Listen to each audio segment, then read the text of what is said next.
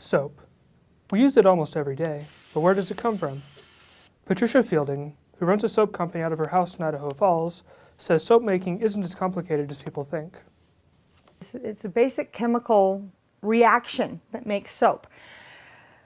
The basic requirements for soap is oils, and they can be vegetable oil, animal oil, any weird oil you want to use will make soap.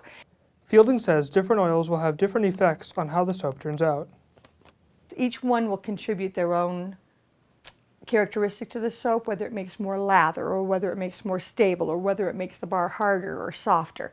Come up with some formula that seems to be a nice balance of all those characteristics. The oils are turned into soap when mixed with a substance called lye. And immediately the lye being a heavy caustic and the oils being acidic, there's a chemical reaction begins where it converts all the lye and all the oils into a new compound, which is soap. The oils and lye are stirred until the mixture has the consistency of pudding. The soap is then poured into molds and insulated to keep the heat in while the reaction continues. After about 24 to 30 hours, all that is about 98% complete. I take it out of the molds and put it into my soap cutter, cut it into loaves, then cut the loaves into bars. Then I stack it on the shelves and let them continue to harden.